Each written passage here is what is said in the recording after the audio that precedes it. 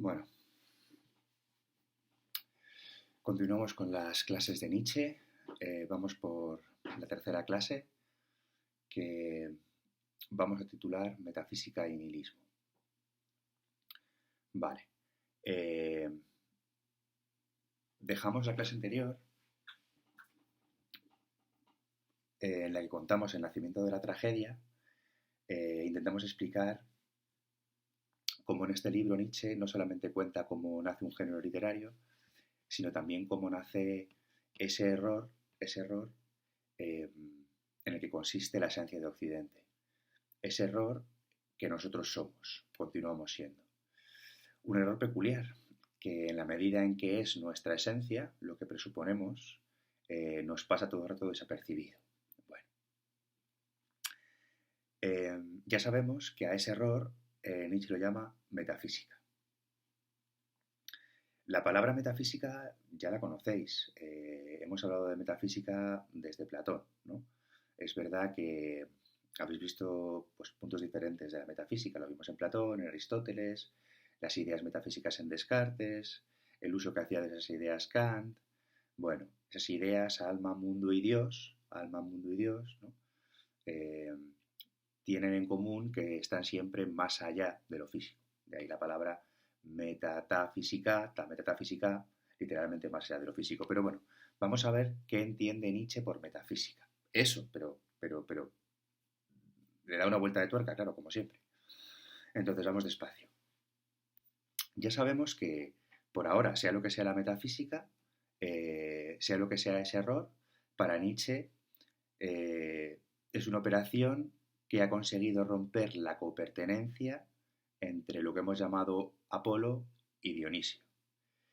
Y rompiendo esa copertenencia, consigue llevar la interpretación del mundo, la representación del mundo, el habitar el mundo, ¿no?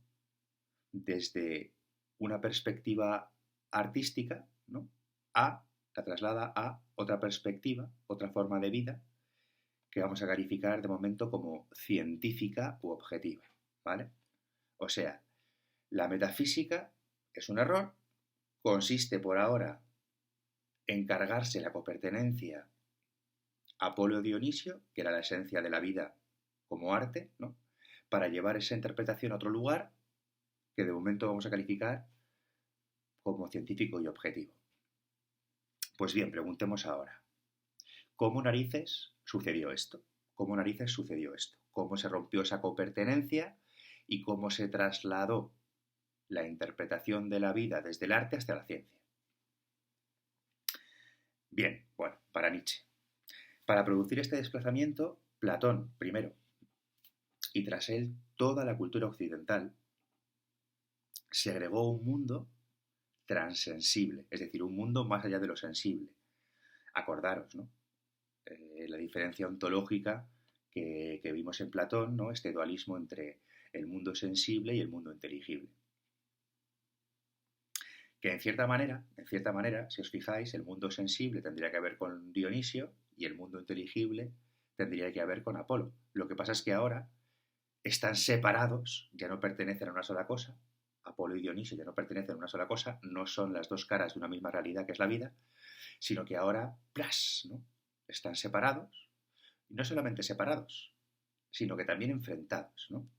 Porque por un lado está ese mundo de las ideas, ese mundo inteligible, mundo verdadero y objetivo, y frente a él el mundo de las meras apariencias, ¿no? El mundo de los devenires. Bien, pues esta operación platónica que de una u otra manera arrastramos hasta hoy, ya lo veremos, pero esta operación platónica es justamente lo que Nietzsche llama metafísica. Ojo, tengo que hacer una aclaración. Nietzsche es un gran lector de los clásicos. Ha leído mucho a los griegos y muy bien. Sin embargo, no es nada justo ni con Platón ni con Aristóteles. Lo que él llama Platón es más bien platonismo. Y sobre todo, la interpretación de Platón hecha por la filosofía cristiana. Es decir, un Platón cristianizado. Acordaros de Agustín. Es decir, es que Platón es mucho más complicado que esto. Pero bueno, yo intenté contaros un Platón en el primer trimestre mucho más complicado que esto. Pero para entendernos, un Platón en el que el contenido de los mitos, ¿no? El mundo de las ideas, la transmigración de las almas, la inmortalidad del alma, todo esto que Platón cuenta en sus mitos se toma como doctrina, ¿no? Se toma como doctrina. Acordaros de Agustín, ¿no? El mundo de las ideas ya no es simplemente el mundo de las ideas, es que es Dios, ¿no? Es Dios. Eh, y abajo, ¿no? Esta tierra como valle de lágrimas, ¿no? Es decir, lo que Nietzsche llama Platón, lo que Nietzsche llama Platón es la interpretación que hemos hecho de Platón, ¿no? Vuelvo a repetir, muy marcada por el cristianismo. Donde ahora, fijaros qué diferencia, el mundo inteligible es algo así como el cielo, ¿no? Donde habita la justicia, donde están los angelitos, ¿no?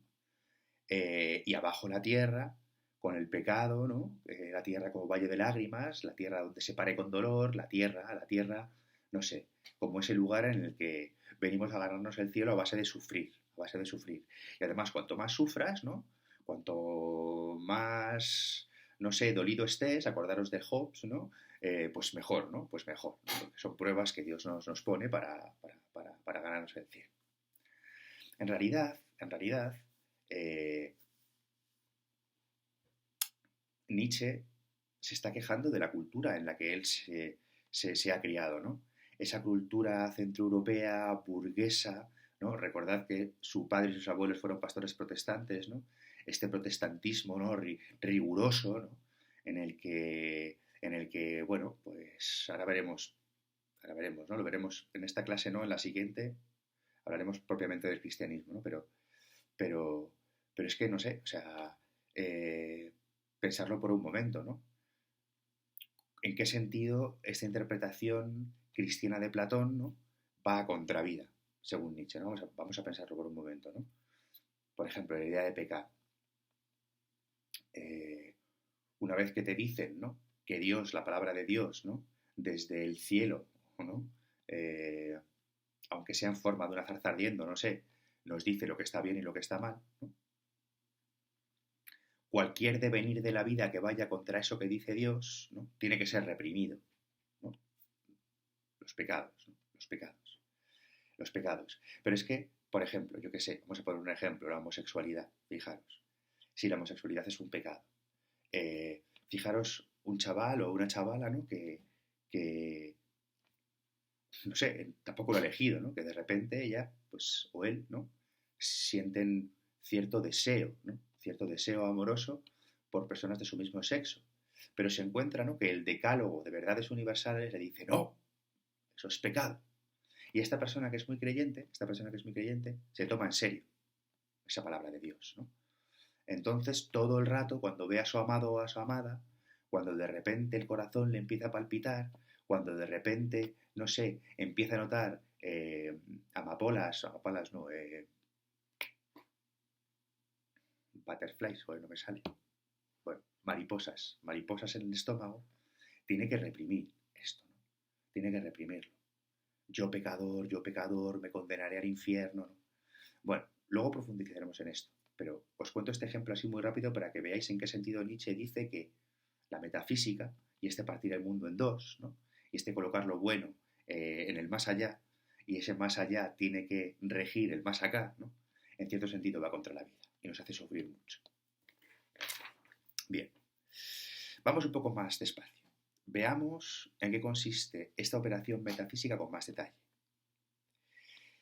Si Platón partió el mundo en dos, fue movido por una extraña voluntad de verdad, piensa Nietzsche, por una extraña voluntad de verdad.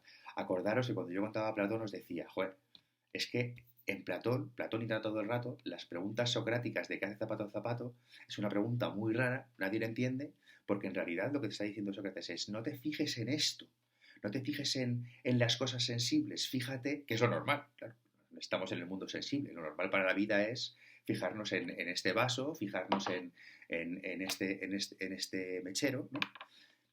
Y el Platón todo el rato decía, no te fijes en esto, fíjate en aquello que hace mechero al mechero, fíjate en aquello que hace vaso vaso, y le decía, pero es que eso no se ve, claro, es que eso no se ve, es que eso está más allá de lo sensible, ¿no? Pero ¿por qué Platón hacía esto? Porque solamente con este esfuerzo, solamente, como yo os decía, no mirando las cosas con los ojos del cuerpo, sino con los ojos del alma, es decir, no mirando las cosas de aquí, sino mirándolas desde otro lugar, desde el lugar de lo eterno, de lo universal, podríamos inventar algo así como la ciencia. Y Nietzsche está de acuerdo con esto, ¿eh? Pero Nietzsche dirá, ¿a qué precio? Es que la sociedad occidental, la única sociedad humana en la historia de la humanidad que ha inventado algo así, como el conocimiento científico, lo va a pagar, lo va a pagar, lo vamos a pagar, porque esa forma de vida, luego lo veremos, acaba en Auschwitz, ¿no? Acaba en Auschwitz, y además es una forma de vida a contravida, y por tanto nos hace ser muy infelices y, no sé, y sufrir todo el rato. Pero bueno, ya llegaremos. Esta voluntad de verdad, esta voluntad de verdad, frente al puro devenir, al puro devenir de la vida, Platón no se conforma con verdades pasajeras, ¿no? Con verdades pasajeras, ahora la rosa es porque está siendo, pero luego dejará de ser y por tanto el juicio de la rosa es verdad y no es verdad. No se conforma con eso. Y reclama una verdad universal y eterna. Recordaros la plasta que os di con esto de la ciencia en Platón. En esa búsqueda de una verdad eterna, en esa búsqueda de la rosa es esto, es decir, en esa búsqueda de lo que podría significar luego un libro de biología, por ejemplo, que es una rosa, ¿no? Ahí está, una rosa es esto y siempre será esto, ¿no? Es decir, para encontrar el concepto universal de las cosas, ¿no? Tuvo que partir el mundo en dos, tuvo que partir el mundo en dos. Tuvo que partir el mundo en dos y colocar esas ideas, no esta rosa que ahora se marchita, sino la roseidad de la rosa, la esencia rosa, tuvo que colocarla en un lugar fuera del tiempo, un lugar a salvo de la corrosión del tiempo. Ese lugar no es otro que el mundo de las ideas, que por definición está más allá de la vida, más allá de lo físico, ¿vale? Metafísica. Claro, acordaros de lo que contamos también en Platón, ¿no? Para evitar que las cosas sensibles sean devoradas por Saturno, ¿no? Por Cronos, por el tiempo, ¿no? Colocar la esencia de las cosas más allá del tiempo, donde las fauces de Cronos, ¿no? Donde el ansia de comerse todo de Cronos, ¿no? No puede alcanzar. Bien.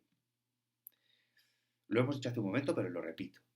Partir el mundo en dos, colocar aquí el mundo sensible y allí el mundo inteligible, ¿no? Es lo que rompe la copertenencia original entre Apolo y Dionisio. Y ahora, esa copertenencia aparece separada, plas, dos objetos, plas, ¿no? Mundo inteligible, mundo sensible. Luego veremos el cielo, la tierra, la virtud del pecado, ¿no? La verdad y la mentira, lo objetivo frente a lo subjetivo, el bien frente al mal y un largo etcétera que luego veremos. Repito, este error metafísico es la esencia de Occidente. De todas las posibles interpretaciones humanas que ha habido en esta santa tierra, ¿no? Esta es una muy especial y muy potente, muy potente, muy potente. Pero para Nietzsche no es la única realidad. Se puede vivir de otra manera. Y lo que vamos a ver, esta es la crítica de Occidente, es que pagamos un precio altísimo. Pagamos un precio existencial altísimo por esta operación metafísica. Si pagamos un precio altísimo por esta operación metafísica es porque no es simplemente una operación para inventar la ciencia, no es simplemente una operación para poder hacer libros de física o de biología, ¿no? Para inventar las facultades, sino que, y esto es claro, en esta voluntad de verdad, hay una interpretación existencial de la vida. En esta voluntad de verdad hay un estar en el mundo, hay un ser en el mundo, el propio de Occidente, nuestra forma de vida. Que como ya sabéis, en lugar de asumir el devenir constante de la vida, para soportar, ¿no? para soportar este devenir constante, para soportar la finitud del ser humano, para soportar el hecho de que tenemos que morirnos, para soportar el hecho de que vamos a enfermar, para soportar el hecho de que en la vida no todo es maravilloso, ¿no? Interpretamos la vida desde un lugar, el lugar metafísico, ¿no? En el que las ideas sí que son eternas, inmutables, ¿no? O sea, para soportar el devenir, lo anclamos, lo valoramos, lo regimos desde un lugar que no deviene para nada, que es eterno. Bien. Eh,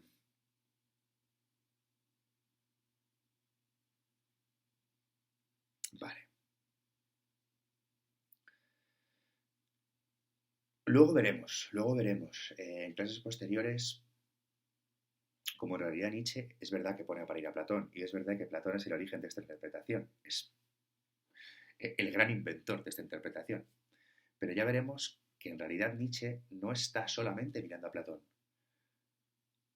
está mirando ese platonismo que ha engarzado en la cultura occidental, que ha tematizado en el cristianismo durante un montón de siglos, y ojo, que sigue presente aún hoy cuando parece, ¿no? Que nos hemos liberado hace tiempo ya de los viejos mitos del medievo, ¿no? Hoy que parece, ¿no?, que la ciencia nos ha liberado de toda metafísica, nos ha liberado de las religiones, ¿no? Hoy somos ateos, ¿no? Y vamos por el mundo siendo materialistas, ¿no? Pues ya veremos que también aún hoy, ¿no?, esa voluntad de verdad sigue funcionando y esa operación metafísica sigue presente. Bien. He ido un poco rápido, pero creo que esto de metafísica lo entendéis bastante bien porque hemos hablado mucho de Platón en el primer trimestre. Eh, vale, ahora viene algo un poco más complicado. Hemos dicho que este punto se llamaba metafísica y nihilismo. Y tenemos que avanzar hacia ese concepto, hacia el concepto de nihilismo. Si con el concepto de metafísica he ido un poco más rápido es porque ya conocemos a Platón, ya conocemos sus mitos, ya conocemos la filosofía medieval, hemos estudiado a Agustín, a Tomás, bla, bla, bla, bla, bla. Pero la palabra nihilismo no ha aparecido hasta ahora en nuestras clases. Pues bien, eh, la palabra nihilismo viene de la palabra latina nihil, que significa nada, y el nihilismo sería como algo así como una forma de estar en el mundo, una interpretación de la vida, ¿no? Eh, que valora, piensa y siente desde la nada.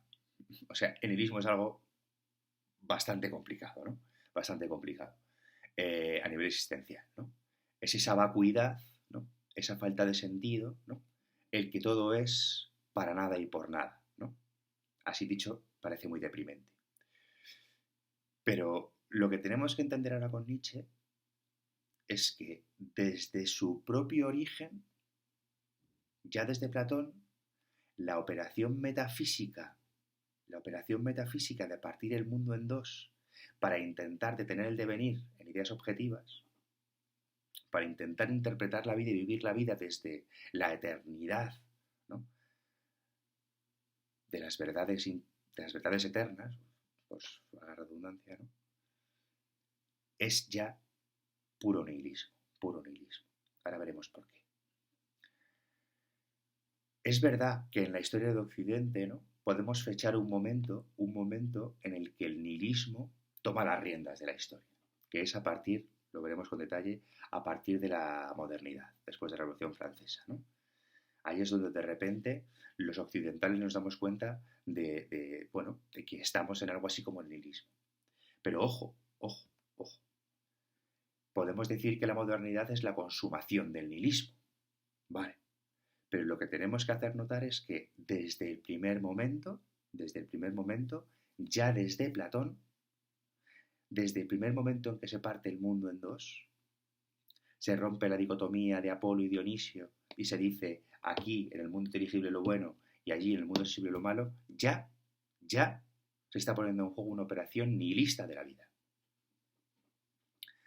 Bien, creo que los otros vídeos han sido muy largos y os cuesta, supongo, mantener el ritmo. Así que voy a intentar hacer las clases un poquito más cortitas. Era metafísica y nihilismo, esta clase, pero el siguiente apartado, nihilismo, el por qué la metafísica es nihilista, lo cuento en el siguiente vídeo. Espero haber sido más o menos claro. Venga, hasta la próxima, chicos.